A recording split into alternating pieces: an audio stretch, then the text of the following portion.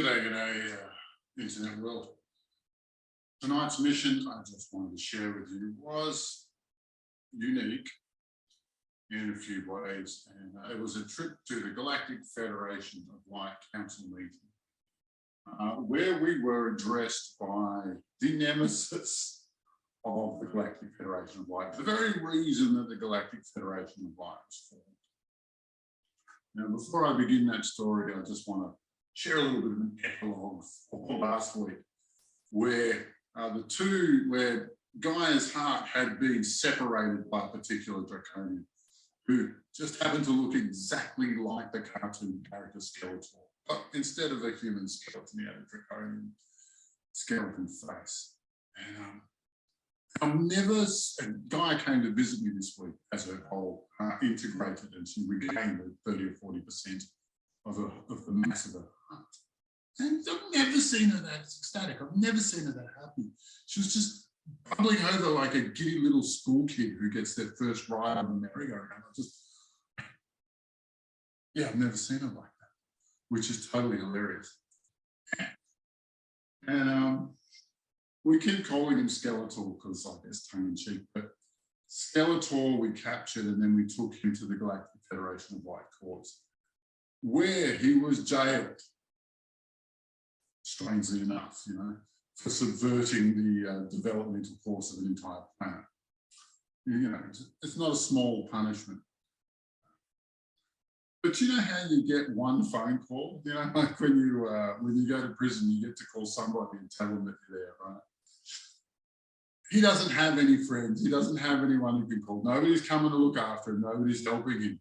So who does he call? He calls up one of our team. He went on the astral planes and visited him, because he only gets out to see one person. He only gets to send a message to one person. And he calls up someone from our team. I'll get you. I will. Don't forget. I'll never forget. I'll get you. Like it was like a nut. It was hilarious. But yeah, that's the epilogue to last week. Just a little bit of a follow up to that one. But yeah, tonight was a doozy of Galactic Federation of Light meeting. Now, it's worth describing the scene because I'm sure everybody's curious. Earth had each representative group gets their own little half moon or little half semicircle shaped platform. And on it there are sofas, and it's large enough to fit a bunch of people. In this case, about 20 humans and about a dozen ascended masters came. And it's the room in which the meeting is set has hundreds of these platforms all layered around each other in this enormous egg shape. And of course, the egg shape is also transparent, so it opens out onto the expanse of space and the galaxy, and an incredible view, which, through some of the more boring parts of the speech, but a little bit worth watching. A concierge met our group, a blue fairy called Arna, and she was very helpful and very informative and explained to us everything's going to be going on. But, we got addressed by, everybody called this guy Merlin, big beard, electric, like a coat with electric blue patterns, like sigils of a different script. And he came over and visited, said hi, and he started the speech saying, well, one thing that's really, I thought, was pretty useful information. He said, everything that we planned for is going to the exact letter. Everything that we wanted to happen is happening in the way we wanted to happen, on the schedule that we expected it to happen. Meaning, we were always going to win the planet. But also that our development is happening at a pace that is not too fast and not too slow, although it may feel like a breakneck pace that we're all going through. He was followed by a more firebrand female speaker who looked a lot like Joan of Arc to us. And she was ecstatic that we were claiming the Earth, because the entirety of, like, planet Earth is the pivot point for the entire galaxy, if not the entire galaxy cluster of seven galaxies that we're in. If Earth makes the ascension, then that will echo out throughout these seven galaxies.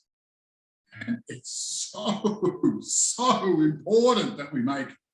And we will, and we're on the home straight. She was pretty excited that we're not going to oblivion, as we all are, I suppose. And then came the keynote speaker. Now, our keynote speaker is the Lord Draconian. He is the king of all Dracos. Now, he upset just about, and so let me put a little bit of context into this, right? Everyone in the galaxy knows that we're all interdependent and we're all, our ascension or descension is all dependent on each other, and the interchange between species and races as it works. And so everybody had problems with this group called the Dracos. Everybody had problems with the Draconians. And basically, the Galactic Federation of Light, after splintering into different groups and over different times, came together to specifically solve the problem of the Draco, because they all knew that not one of them had the answer, but collectively they might. These species have are so diverse and have their interests and cultures and values are so different. The only thing that could get them all round the table is a shared enemy. And that shared enemy came as the keynote speaker tonight. So just to add a little bit of context for that, everybody totally hates his guts inside out.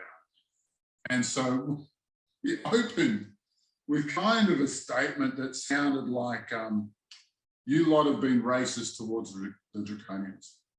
You lot have an attitude that we are always the bad guys no matter what. And I'm like, you know, half the galaxy remembers fighting them in the Orion Wars, and just how ruthless and aggressive and non-stop they were during that conflict, and how hated they were as an enemy. And like, you could see like entire delegations shifting in their seats as, you know, the king of the Draco, who, you know, is a 9, 10, 11 dimensional being. He's done his ascension work, all right? However, the next part is that rogue elements, and I really have a problem. I'm not agreeing with what he's saying, but I am repeating it to you. He's saying that rogue elements within the Draconian Empire have been misbehaving, and planet Earth is one of those locations where really they need to court-martial the entirety of the delegation, all of the species who are here, because they've just been so reckless and vicious over for such a long time. Their actions actually threaten to derail the course of the positive course of this galaxy, if not this cluster of galaxies. That's how serious it is. And Lord Draco comes up and cries victory. Yeah, great. Everybody loved that one. But he did say that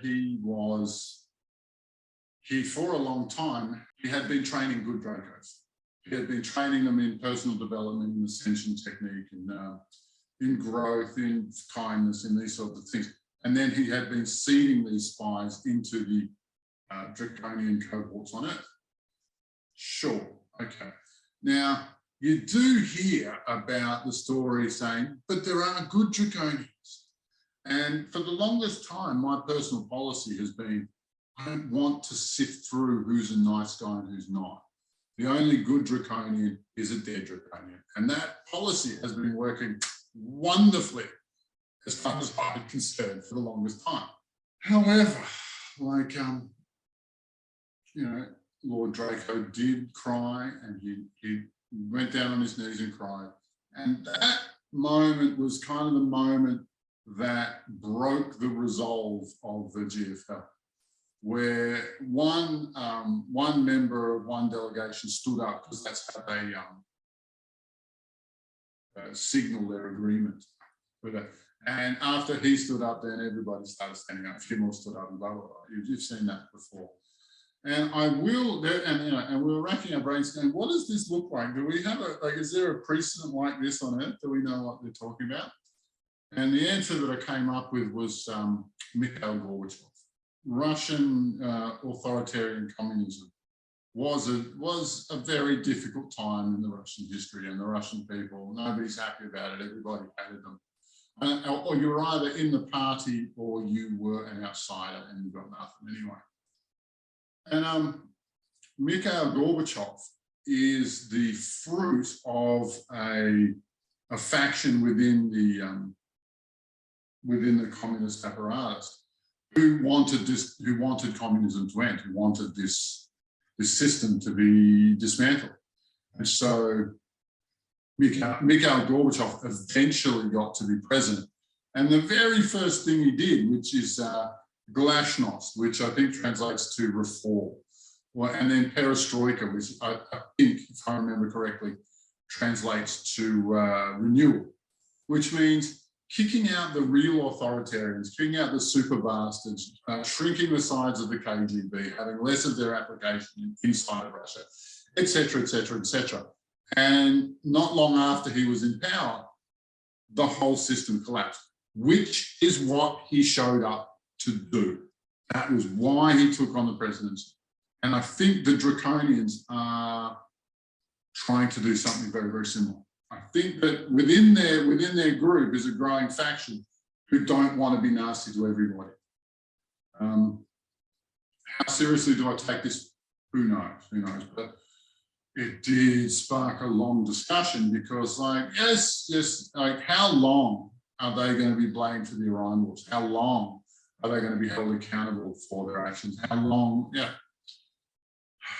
When does the punishment end? And their behaviour here has been atrocious, atrocious. Point was also made after his speech there was a bit of a mingling, because Earth is one of the places that is most heavily affected by Draconians, and it's such an important thing. He took the time to explain to us that at least some of the Draconians are coming with us, or have to go through the ascension process. Some of them have to make it out. They are part of the entirety of God, and the entirety of God, you can't reject any part of that. And we're all just face palming this story because what the hell do you do with them? What do you do with the Draconians? What do you do? That's too good for them. Even from prison, one of their leaders is still just fuming with revenge on our team. But they said, "Oh, look, I dare you to find the answer." They said to us, "Look, we weren't the only ground crew there. There was another 15 ground crew there, but we were the only ones who came as a group. There was one other who came as a double, but we were the only one who came as a group." So they gave it to us. They said, "Come on, I dare you to figure out the Draconian conundrum." And I was talking with the group and going, "Look, how does this, okay, so let's find a way to be kinder to the Draconian." I said, yeah, cool, but let's make this into a policy because all the philosophy in the world is nice, but we need a directive of action. We need to know. So the next time we run into a Draconian, instead of blowing his head off, what do we do with him? And that was the moment that this Merlin figure said, "Well, look, you guys figure it out. When you guys figure it out, then we'll know." Then we went into this really long and ridiculous conversation about how this conundrum, which has been going on for as long as anyone can remember, look, if we get the answer to it, then the next, all 7 galaxies get to ascend into paradise. But if we don't figure out the answer, then all 7 galaxies spiral down into a hellscape. And just responsibility much? What do you reckon, mate? it's getting ridiculous, and you can't make this stuff up. Like, yeah, but the beautiful thing is like the light. Oh, the one other thing they also said is that this is actually not. This is a battle between the 1% versus the 1%.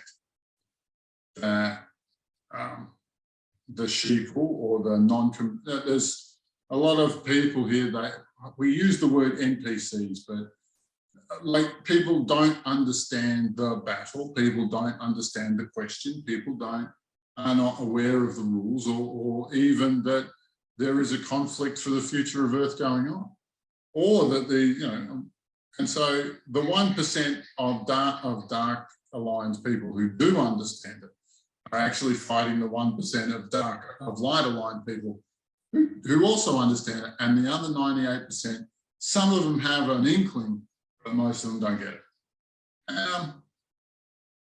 We have them on the run. And so when we come to this question, what do we do with our captured prisoners of war? What do we do with an entire species that we have to find a way to integrate back into society? What do we do with it? Remember, that's a luxury question. Remember, that problem is, we're blessed to have it because we're not fighting for our lives anymore. We're trying to figure out what to do with the losers in this war. I'm so optimistic. I'm so excited to see what the Renaissance will look like once these idiots once the reign has ended. And we are, I would say, 3 months, maximum 6 months away from seeing a change of regime for the whole planet. It's really close, guys. So excited. But, pray that our team comes up with a suitable answer for this question. If you have any suggestions, we're all ears. I've got no idea what to do with that. I really don't. How do you get them to pay for their sins? And is there still anything left to work with when you try and reintegrate them? I just don't know. I don't know. It's a good question, but join the party. Get in the comments if you've got any ideas. Like, please tell us, because I've got a lot of praying to do to guess this one. All right. Thanks heaps, guys. Have yourselves a good night. Tough now.